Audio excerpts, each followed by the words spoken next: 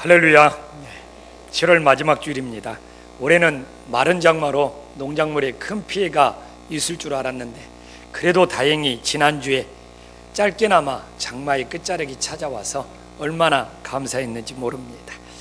오늘 말씀은 바벨론에서 가장 큰 제국을 이루고 전성기를 구가했던 느부갓네살 왕의 이야기입니다.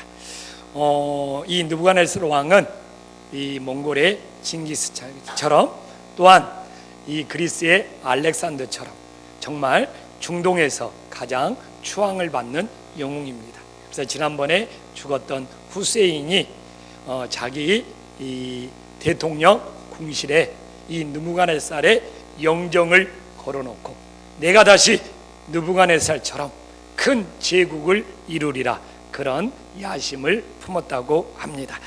오늘 이 느부갓네살 왕은 그가 왕으로 재기간 중에 두 번의 꿈을 꾸었습니다.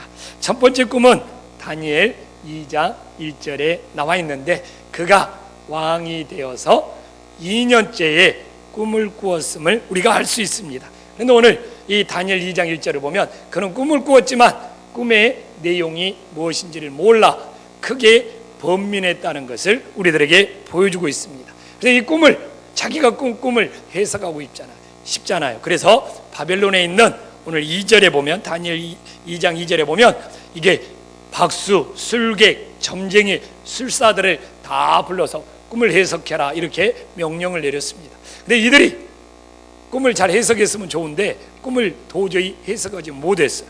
그런데 그때는 얼마나 왕권이 강했습니까? 꿈을 해석하지 못한다고 다니엘 2장 12절에 보면 그들을 다 불러다가 죽이겠다는 거예요. 왕이 이로 말미암아 진노하고 통분하여 바벨론의 모든 지혜자들을 다 죽이라 명령하였습니다. 그런데 이 불똥이 다니엘과 다니엘의 세 친구까지 떨어진 거예요. 그래서 다니엘이 포로로 잡혀온 다니엘이 왕에게 찾아가서 이 꿈을 해석을 합니다. 그래서 이 다니엘 2장 48절에 보면 다니엘이 꿈을 해석하는 것이 왕에게 신임을 받아서 이 일을 계기로 이 다니엘은 바벨론의 총리가 되어서 바벨론의 온 지방을 다스리는 그런 역사가 일어나게 됩니다. 그런데 이렇게 꿈을 꾸고 난 이후에 느부갓네살 왕이 오늘 본문에서 두 번째 꿈을 꾸고 있습니다. 저는 그래서 이 두 번째 꿈에 관련된 사건이 어떤 사건이고 우리에게 주는 의미가 무엇인지를 깨닫고 마지막에서는 이 첫 번째 꿈과 두 번째 꿈을 연결하여 보면 거기서 주는 하나님의 귀한 메시지가 있습니다. 이 귀한 메시지를 깨닫고 우리들의 삶에 적용할 수 있는 은혜의 시간이 되기를 간절히 축원합니다. 옆 사람과 인사 한번 나누겠습니다. 말씀의 생수가 당신의 가슴속에 흐르기를 소망합니다.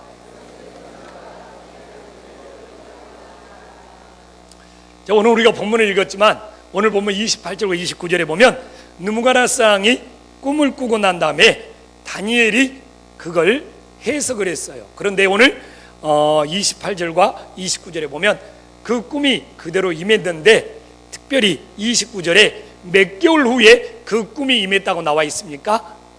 12달 후에 그 꿈이 임했다고 나오고 있습니다. 이처럼 이 왕이 꿈을 꿨는데 1년 후에 그 꿈이 임했다는 것은 무엇을 말하고 있습니까? 바로 이 1년 동안 하나님께서 이 바벨론 왕에게 회개할 시간을 준 거예요. 그러나 이 바벨론 왕이 1년의 기간이 있었음에도 불구하고 하나님 앞에 회개하지 못함으로써 하나님의 심판이 드디어 1년 후에 임하게 되었다는 것을 우리들에게 보여주고 있습니다. 이처럼 하나님께서는 사랑의 하나님이신 거예요. 우리들이 깨닫지 못하고 회개하지 못해서 하나님의 심판이 임하는 것이지 하나님께서 1년 동안 기다려주면서 그렇게 회개하기를 원했건만 회개하지 못하자 그 이후에 하나님이 심판을 하신 거예요. 그래서 어떻게 보면 우리 인생도 우리가 죄를 범했다고 하나님께서 바로 심판하는 것이 아니라 그 죄를 깨닫게 하시고 우리들에게 회개할 시간을 주고 있음을 여러분들이 아시고 하나님 앞에 회개함으로 하나님의 심판이 임하지 않는 은혜의 역사가 일어나기를 간절히 축원합니다. 오늘 드디어 오늘 이 30절 말씀에 보면 하나님께서 이 느부갓네살을 심판하고 있어요. 그런데 그 심판의 중심에는 뭐가 있느냐? 이 바벨론 왕의 교만이 가득 담겨져 있습니다. 그래서 오늘 30절에 보면 교만이라는 것이 무엇인지 이 30절 말씀이 가장 설명을 잘해주고 있습니다. 그래서 이 30절에 교만의 정의가 세 가지로 나오고 있습니다. 우리가 그걸 염두에 두고 우리가 30절 말씀을 다 함께 한 목소리로 읽겠습니다. 나 왕이 말하여 이르되 이 큰 바벨론은 내가 능력과 권세로 건설하여 나의 도성으로 삼고 이것으로 내 위엄의 영광을 나타낸 것이 아니냐 하였다. 자, 이렇게 보면 이 교만의 중심에는 첫 번째로 뭐가 담겨져 있습니까? 자신의 능력, 자신의 힘을 과시하고 있다는 겁니다. 30절에 보니까 이 큰 바벨론은 내가 능력과 권세로 건설하였다 하면서 자신의 능력, 자신의 힘을 과시하고 있다는 것을 우리들에게 보여주고 있습니다. 그래서 교만이 다른 교만이 아니에요. 오늘도 우리들이 살아가면서 내 힘으로, 내 능력으로 건설하고 세우고 살아간다고 믿으면 그것이 바로 교만에 사로잡혀 있음을 깨달으시기를 간절히 축원합니다. 저 같은 목사가 목회하면서 이런 교만에 빠지는 거예요. 내가 이 교회를 개척해서 내가 이 교회를 세웠다, 내가 이 교회를 건설했다. 이것이 바로 교만의 중심에 빠져들고 있는 거예요. 부모들이 자녀를 키우면서 내가 이 자녀들을 내 수고로, 내 노력으로, 내 힘으로 키우고 양육했다. 그것이 바로 자녀에 대한 교만에 빠지는 거예요. 여러분의 인생 속에 혹시 나도 모르게 내가 이 일을 내 힘과 내 능력으로 이루었다는 그런 바벨론 왕과 같은 그런 교만에 빠지지 않기를 간절히 축원합니다. 이 다윗은 깨달았어요. 나라를 다스려 보니까 자기 힘으로 안 돼, 자기 능력으로 안 돼. 그래서 다윗은 시편 127편 1절에 뭐라고 말하고 있습니까? 여호와께서 집을 세우지 아니하면 세우는 자의 수고가 헛되고 여호와께서 성을 지키지 아니하면 파수꾼의 깨어 있음이 헛되도다. 다윗은 이걸 깨달은 거예요. 이런 다윗을 하나님이 어찌 이뻐하지 않겠습니까? 저도 목회를 해볼수록 교회는 내 능력으로, 내 힘으로 되는 것이 아니라 다윗의 고백처럼 여호와께서 세워주시고 여호와께서 지켜주셔야지만이 가능하다는 것을 우리 성도님과 제가 함께 깨달을 수 있기를 간절히 소망합니다. 또한 이 30절 이 교만의 중심에는 뭐가 담겨져 있습니까? 자신의 소유를 자랑하고 있습니다. 오늘 30절에 보면 어떻게 나와 있습니까? 이 나의 도성으로 삼았다는 거예요. 그런데 바벨론이 얼마나 큰 도성이었냐면 676개의 도성이 있었다고 합니다. 그렇게 보면 우리나라 어떤 경기도 같은 그런 도성이 676개를 정말 이 느부갓네살 왕이 소유하고 있는 거예요. 경기도만한 땅이 676개라고 하면 상상을 여러분 해보십시오. 우리나라는 고작이야 12도인데 이 12성이 아니고 676성의 모든 도성이 나의 소유다, 이렇게 자신의 소유를 자랑하고 있음을 우리들이 알 수 있습니다. 이처럼 교만의 중심에는 자신의 소유를 자랑하는 거예요. 자신의 가진 것을 자랑하는 거예요. 자신의 재능을 자랑하는 거예요. 자신의 달란트를 자랑하는 거예요. 하나님이 주셨음에도 불구하고 이처럼 이 바벨론 왕은 676개의 도성이 모두 다 내 소유다, 이런 교만에 빠졌음을 알 수 있습니다. 그래서 저는 참 욥기를 보면서 늘 내 자신이 위로를 받습니다. 여러분, 욥이 모든 걸 잃어버리고 욥기 1장 27절에 얼마나 정말 우리 인생에 저는 욥이 가장 큰 깨달음의 고백을 우리들에게 보여준다고 생각을 합니다. 우리가 욥기 1장 21절 한마음 한목소리로 다 함께 한번 읽어보겠습니다. 이르되 내가 모태에서 알몸으로 나와 싸우니 또한 알몸이 그리로 돌아갈지 주신 이도 여호와시요 거두신 이도 여호와시니 여호와의 이름이 찬송을 받으실지니. 여러분, 우리들이 욥과 같은 고백을 할 수 있다면 우리들은 아마 내 인생의 스트레스나 내가 뭘 잃어버렸네, 내가 뭘 생겼네, 내가 가진 것이 없네, 이런 고백을 하지 않을 겁니다. 정말 우리의 인생의 소망은 내가 가진 소유에 있는 것이 아니라 바로 영원한 하나님 나라에 있음을 믿으시기를 간절히 축원합니다. 정말 우리는 알몸으로 왔기 때문에 알몸으로 돌아가는 거예요. 소유에 집착하고 세상에 집착해서 멸망의 길로 가지 아니하고, 정말 인생의 행복은 소유에 있는 것이 아니라 우리가 믿는 하나님께 있음을 깨달으시기를 간절히 축원합니다. 옆 사람과 인사 한번 나눌게요. 알몸으로 와서 알몸으로 돌아간답니다. 이걸 알면서도 왜 이렇게 우리가 소유에 집착하며 살아가는 어리석은 인생인지 정말 저절로 탄식이 나옵니다. 또한 오늘 30절에 보면 교만의 중심에 뭐가 들어있는지 알 수 있잖아요. 자신이 인정받아야 돼요. 자신이 높임받아야 돼요. 자신이 영광받아야 돼요. 내 위엄의 영광을 나타낸 것이 아니냐 하면서 자신이 높임받고 자신의 영광을 드러냈고 자신이 이 능력으로 이만큼 이뤘다는 것을 인정받기를 원하고 있음을 알 수 있습니다. 그래서 저는 이 30절 말씀에 성경에서 말하는 교만이 무엇이라는 것을 정확히 정리하고 있다는 것. 혹시 우리 안에 교만은 없습니까? 내 능력, 내 힘으로 살아가지는 않습니다. 우리들이 내 가진 소유에 집착하고 있지는 않습니다. 또한 내 자신이 인정받아야 되고 내 자신이 높임받아야 되고 내 자신이 영광받아야 되는 그런 교만에 빠지지 않았는지 우리 자신을 점검하면서 십자가에 이 세 가지를 못 받고 하나님 아버지 앞에 겸손의 자리로 내려갈 수 있는 은혜의 역사가 일어나기를 간절히 축원합니다. 이런 교만에 빠지면 이제 하나님 아버지 앞에 어떤 심판을 받느냐고요. 그래서 오늘 이런 교만에 빠졌던 느부갓네살이 하나님 앞에 어떤 심판을 받았습니까? 오늘 성경 31절에 보니까 이 느부갓네살은 자신의 모든 소유가 떠나가고 있습니다. 이 말이 아직도 나의 왕의 입에 있을 때 하늘에서 소리가 내리되 느부갓네살아 내게 말하노니 나라의 왕위가 내게서 떠나나니라. 그래서 우리들이 교만한 인생을 살 때 결국 내가 가진 모든 소유가 떠나갈 수밖에 없다는 것을 뼈저리게 깨달을 수 있기를 간절히 축원합니다. 우리들이 소유를 잃어버리고 모든 것이 떠나가고 모든 것이 사라질 때 혹시 내가 느부갓네살처럼 그런 교만에 빠지지 않았는지 내 자신을 돌아보기 간절히 축원합니다. 여기서 떠나갔다는 건 뭡니까? 하나님이 옮기셨다는 것. 오늘 이 바벨론 왕의 이 교만을 보시고 바벨론 왕이 가졌던 모든 것을 하나님께서 다른 사람에게 옮기시고 있습니다. 그래서 교만 자체가 문제가 아니라 그 교만으로 인하여 이렇게 하나님께서 우리가 가진 걸 다른 사람에게 옮기신다는 걸 깨닫고 빨리 그 교만의 자리에서 내려올 수 있기를 간절히 축원합니다. 하나님께서 이렇게 내가 가진 소유만 옮기는 것이 아니에요. 32절에 봐보십시오. 이제 사람들에게 쫓겨다녀요.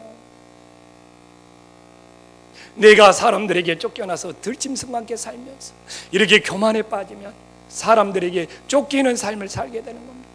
늘 마음이 불안하고 쫓기고 내 인생에 늘 쫓겨다니고. 그래서 우리들이 쫓겨다니는 인생이 아니라 하나님과 함께하고 내 가족과 함께하고 사랑하는 사람과 함께 살아갈 수 있는 은혜의 역사가 일어나기를 간절히 축원합니다. 또한 이 교만의 결과는 뭡니까? 짐승처럼 낮아진 자는 32절에 보면 들짐승과 함께 살면서 소처럼 풀을 먹을 것이라.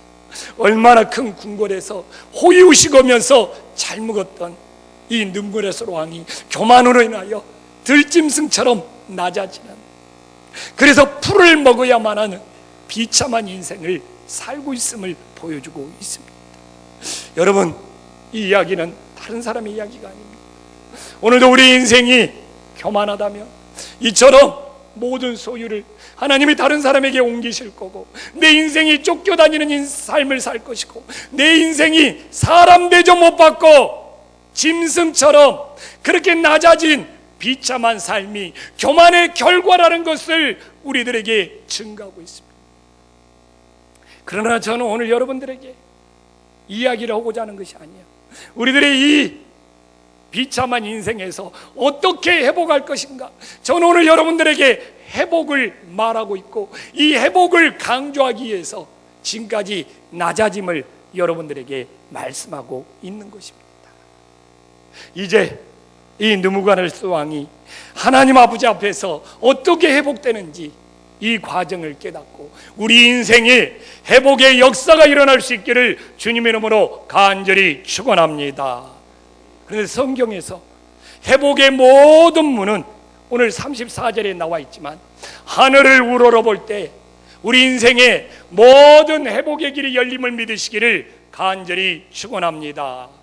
그 기한이 참에 나 느부갓네살이 하늘을 우러러 보았더니, 여러분 우리가 이미 읽었지만 29절에 뭐라고 나와 있습니까? 그는 왕궁의 지붕을 거닐면서 세상을 다 내려다보는 사람이었습니다. 야, 얼마나 교만합니까? 왕궁을 거닐면서 이 676개의 도성이 다 내 소유야 이렇게 거만하게 아래를 내려다보면서 살았던 이 느부갓네살 왕이 들짐승처럼 비참하게 낮아진 다음에 드디어 위에서 아래를 내려보는 것이 아니라 아래에서 하늘을 우러러 하나님을 바라보는 인생으로 변화될 때 그의 인생이 회복되었음을 믿으시기를 주님의 이름으로 간절히 축원합니다. 요나도 정말 물고기 뱃속까지 정말 내려가서 사망이 나를 덮었다고 말했을 때 그가 하늘을 우러러 바라볼 때 요나의 인생도 다시 회복의 역사가 일어났고, 다니엘도 사자굴에 던져져 죽을 지경이었지만 창문을 열고 하늘을 우러러 기도할 때 사자의 입을 막으시고 그의 인생을 다시 회복시키는 놀라운 역사가 일어났습니다. 하나님께서 우리를 밑으로 내리시는 것은, 하나님께서 우리를 아래로 낮추는 것은 우리들이 하늘을 우러러 바라보지 못하기 때문에 제일 낮은 자리에서 하늘을 우러러 하나님을 우러러 바라볼 때 하나님께서 우리를 다시 일으켜 세우시는 그런 믿음의 역사를 체험하게 하신다는 것을 깨달으시기를 간절히 축원합니다. 옆 사람과 함께 인사 한번 나눕시다. 다 함께 하늘을 꼭 우러러 봅시다. 근데 여러분, 하늘을 우러러 보는 인생은요, 오늘 34절에 나와 있잖아요. 하나님께 감사와 찬양과 경배를 올려드리고 있어요.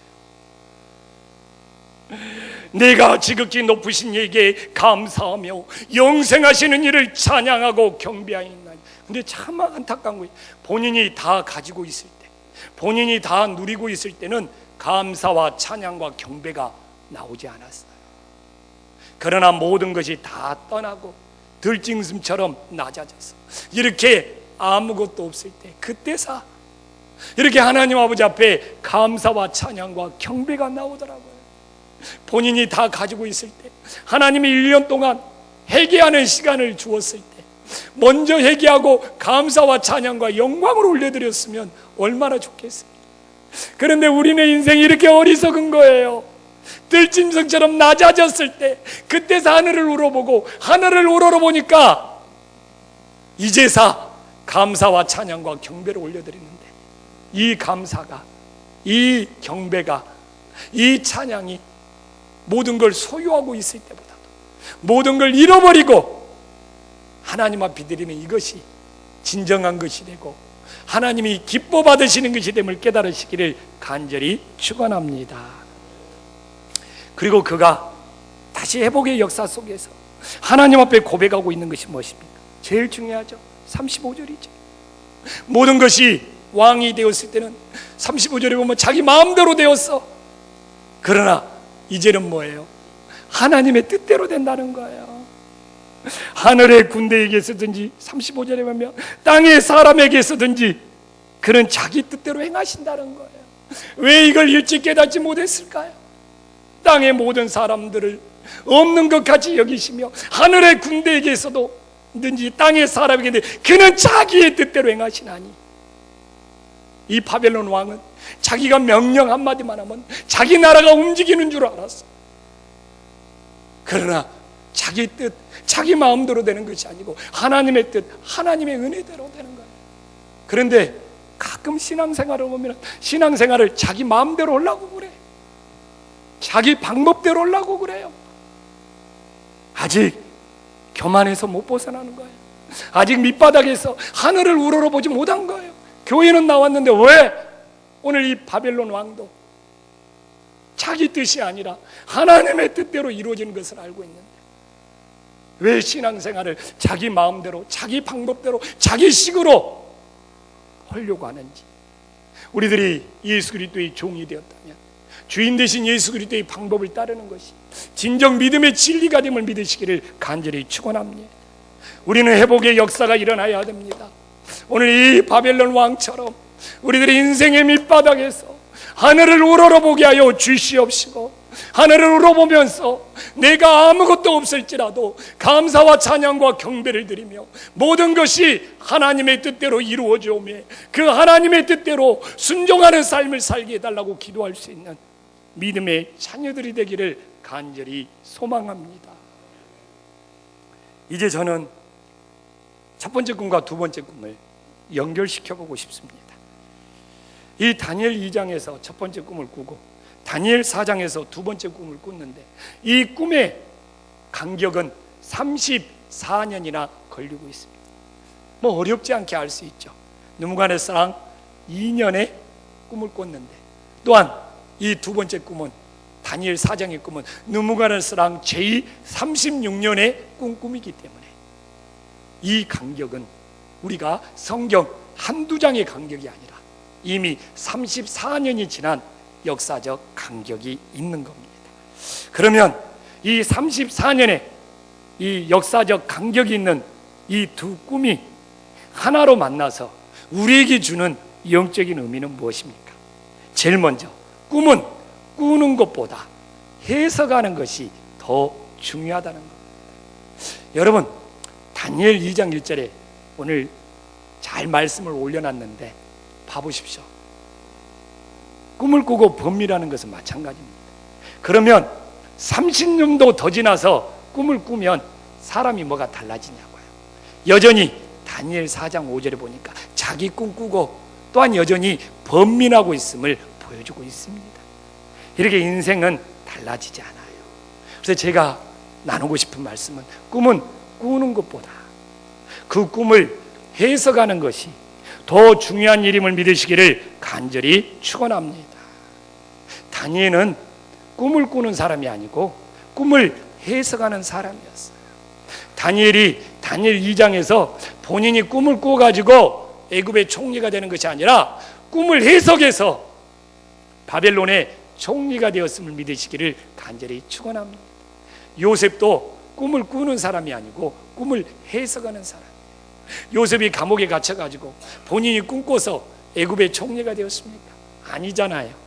떡 굽는 관원장, 이 술 대접하는 관원장의 꿈을 해석해가지고 본인이 애굽의 총리가 되었고, 다니엘도 본인이 꿈을 꾸어서 총리가 되는 것이 아니라 왕의 꿈을 해석해서 총리가 되었음을 우리들에게 보여주고 있습니다.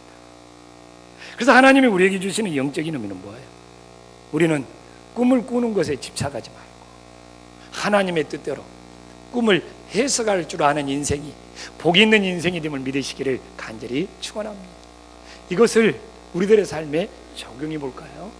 오늘도 우리는 많은 사건 사고를 만나면서 살아갑니다. 저도 목회하면서 얼마나 많은 사건, 문제, 일들을 만나는지 모릅니다. 하나님, 또 이런 문제가 터졌어요. 하나님, 또 이런 문제가 터졌어요. 하나님 너무 힘들어요 라는 것이 아니라 이 사건을 통하여 하나님이 나에게 주시고자 하는 것이 무엇인지 그 하나님의 뜻을 해석하는 것이 더 중요한 일이 됨을 믿으시기를 간절히 축원합니다. 여러분도 2014년 한 해를 살면서도 얼마나 여러분들에게 많은 사건, 많은 일들이 있었습니까? 근데 어찌 보면 이 사건 자체보다도 이 사건을 통해서 하나님이 나에게 주시고자 하는 뜻이 무엇이냐, 이걸 해석할 줄 아는 인생들은 오늘 우리 안수 집사님이 기도했던 것처럼 본인의 믿음이 성숙해지는 거예요. 그러나 수많은 사건을 만나면서도 왜 나에게 이런 사건이 일어났냐고 하나님 앞에 원망하고 불평하고 아이고 힘들어요 하는 인생 속은 시험 들 수밖에 없다는 것을 우리들에게 보여주고 있는 거예요. 예수님 믿는 우리들에게는 우연이 없습니다. 아무리 하찮은 사건일지라도 거기서 하나님의 뜻을 해석하다 보면 나의 모난 부분을 깎아내려고 하는 그런 뜻이라도 꼭 하나 담겨져 있는 거예요. 그래서 우리가 꿈을 꾸는 것만으로 되지 않는 것처럼, 그 꿈을 해석해야 되는 것처럼, 우리의 인생도 사건 자체가 더 큰 일이 아니라 그 사건 속에서 하나님의 뜻을 어떻게 해석했냐에 따라서 우리의 믿음이 성숙하며 하나님께 가까이 갈 수도 있고, 우리들이 시험 들어서 하나님께 더 멀어질 수 있습니다. 그래서 우리들이 늘 꿈이든 사건이든 그 자체보다도 하나님의 뜻대로 해석하는 것이 더 중요한 믿음의 원리가 됨을 깨달으시기를 간절히 축원합니다. 또한 여러분, 오늘 우리가 이미 봤지만 다니엘 2장 12절을 우리가 읽었잖아요. 지금 이미 이들은, 이 박수, 점쟁이, 무당, 이 지혜자들은 지금 다 죽일 수가 있었습니다. 왕이 이로 말미암아 진노하고 흥분하여 바벨론의 모든 지혜자들, 그거 지금 박수, 무당, 점쟁이, 술사들 아니에요. 다 죽일 수 있어요. 근데 다니엘 때문에 산 거예요. 그러면 우리는 왜 이렇게 30년이 넘도록 이들이 가짜임에도 불구하고 살려두었느냐 이겁니다. 살려두었느냐 이겁니다. 근데 그것은 바로 가짜들이 많았기에 진짜인 다니엘이 보석처럼 더 빛나게 되었음을 믿으시기를 주님의 이름으로 간절히 축원합니다. 다니엘 주변에 온통 영적인 짝퉁들이죠. 그러나 영적인 짝퉁들이 있다고 진짜 믿음의 사람 다니엘이 휘청휘청 휘둘리거나 흔들리지 않았어요. 진짜인 다니엘이 그 주변에 있는 영적인 짝퉁들의 생사를 오히려 자기 손에 쥐고 있었던 것이죠.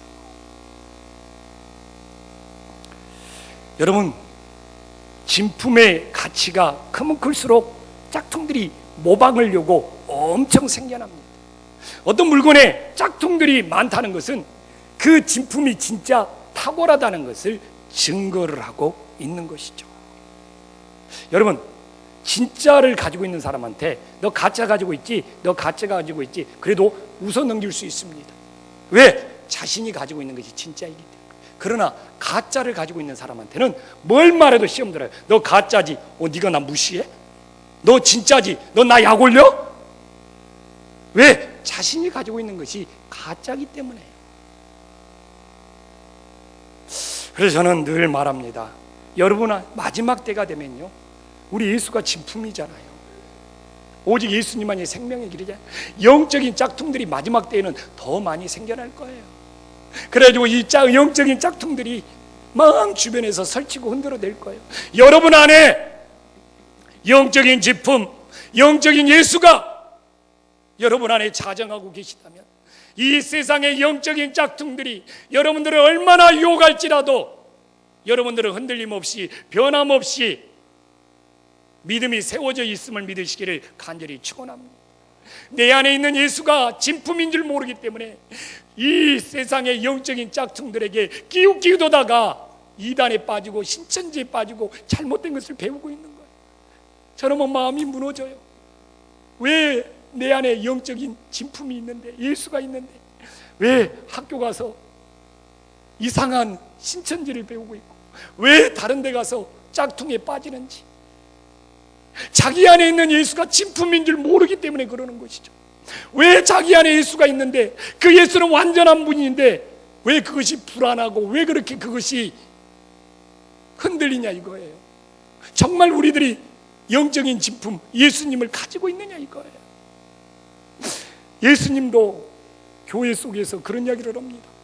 교회에 알곡을 뿌려놨는데 왜 가라지가 많이 생겼냐 이거. 예수님이 그러죠. 제자들이, 천사들이 저 가라지 다 뽑아버릴까요? 예수님 뽑지 말라. 심판대까지 놔둬라. 주스 때까지 놔둬라. 그렇기 때문에 교회에는 알곡과 가라지가 있는 거예요. 그 가라지들이 있기 때문에 진짜인 알곡들이 하나님 앞에서 보석처럼 더 빛나고 있음을 믿으시기를 간절히 축원합니다. 옆 사람과 인사 한번 나눌게요. 제발 알곡이 됩시다. 제가 그런 이야기 여러 번 했잖아요. 우리 교회 오래 다닌 사람은 이중평 목사님 이야기 들었을 거예요. 이중평 목사님이 목회하면서 가라지 때문에 너무 힘들어. 그래서 이중평 목사님이 기도했다고 그러잖아요. 하나님, 가라지 제발 딴 교회로 가게 해주세요. 네, 하나님이 감동 주셨다고 그러잖아요. 저 가라지들은 딴 교회 갈 데가 없다. 이중평 목사님 또 기도했잖아요. 그럼 하나님, 저 가라지들 빨리 데려가면 안 돼요? 그래, 하나님이 감동이죠. 아직 때가 안 됐다. 그럼 하나님, 저 가라지들 좀 변화 좀 시켜주세요. 그러니까 예수님도 감동을, 나도 저희들 변화 못 시켜서 내가 십자가에 죽었다. 그래서 이중평 목사님 뭘 깨달았다고요? 내가 죽어야 예수가 살고, 내가 죽어야 가정이 살고, 내가 죽어야 교회가 살고. 제가 왜 이걸 오늘도 또 이야기하고 있습니까? 또 말할 수밖에 없어요. 내가 죽어야 돼요. 내가 죽지 아니하면 예수님이 살 수 없고, 교회가 살 수 없고, 가정이 살 수 없는 거예요. 내가 죽어야 내 안에 진품인 예수가 빛을 발하는 거예요. 이제 이 첫째 제가 꿈과 두 번째 꿈은 30년이 넘은 간격이 있다고 그랬죠. 근데 진짜와 가짜는 달라지지 않지 않습니까? 30년이 지나도 가짜들은 그대로 가짜입니다. 꿈 해석 못합니다. 그러나 다니엘은 30년이 지나도 여전히 꿈을 해석하고요, 이후에도 하나님이 주신 꿈을 해석해서 말씀을 기록하고 있습니다. 여러분, 가짜는 30년이 지나도 여전히 가짜더라 이거예요. 진짜는 30년이 지나도 그대로 변함없이 진짜의 역할을 하고 있다는 거예요. 근데 여러분, 그럼 이 이야기는 도대체 뭔 이야기입니까? 저도 참 궁금했어요. 하나님 앞에 참 묵상하면서 씨름했습니다. 30년이 지나도 여전히 가짜는 가짜고 진짜는 진짜라면 하나님, 변화될 가능성은 없답니까? 우리는 변화를 이야기하고 있는데 30년이 지나도 이렇게 굳어지는 이유가 뭡니까? 그럴 때 하나님이 주신 깨달음은 뭐예요? 이것이 바로 영적인 씨앗의 원리예요. 여러분, 콩 심은 데 콩나지, 콩 심은 데 팥나지 않습니다. 팥 심은 데 팥나지, 팥 심은 데 콩나지 않습니다. 이것이 바로 영적인 씨앗의 원리예요. 여러분, 변화를 외치더라도 마음밭에 무슨 씨앗을 받느냐에 따라서 그 사람의 열매가 결정되는 거예요. 그렇기 때문에 사실 변화를 외치기 전에 내 마음밭에 계속 말씀의 씨앗이 떨어지잖아요. 그러면 그 말씀에 따라 열매가 맺고요, 세상 것이 계속 떨어지고 있으면 그 사람이 1000번 100번 변화를 맞아도 마음밭에는 세상 것이 떨어지는데요, 씨앗은 거짓말하지 않습니다. 심는 대로 그 씨앗은 열매를 맺습니다. 그렇기 때문에 가짜들은 끊임없이 가짜를 마음밭에 심고 있기 때문에 30년이 지나도 가짜가 나타나는 거예요. 그러나 진짜는 계속 진짜인 하나님의 말씀을 마음밭에 심고 있기 때문에 그 진짜가 나타나는 거예요. 가을을 눈앞에 두고 있죠. 여러분 마음밭에는 무슨 씨앗이 매일매일 떨어지고 있습니까? 온갖 TV, 온갖 스마트폰, 온갖 세상 거, 이런 것들이 우수수수수수 떨어지면서 나 변화돼야지, 나 하나님이 기뻐하는 열매 맺어야지. 있을 수 없는 일이다 이거죠. 왜? 콩 심은 데 콩 나고 팥 심은 데 팥 나기 때문에. 아무리 변화를 외쳐도, 아무리 새 인생을 외쳐도, 아무리 달라져야 된다고 말해도 마음밭에 씨앗은 떨어지는 대로 열매를 맺게 되어 있는 것이다 이겁니다. 부디 오늘 한평생 가짜로 살아가실 거예요. 30년이 지나도 가짜로 여전히 머물고 싶습니까? 아니에요. 다니엘처럼 우리 마음밭에 말씀의 씨앗이 떨어져서 10년이 지나도 20년이 지나도 30년이 지나도 변함없이 말씀의 씨앗을 통하여 하나님이 기뻐하시는 영적인 열매를 맺으며 살아갈 수 있기를 주님의 이름으로 간절히 축원하옵나이다. 기도하겠습니다.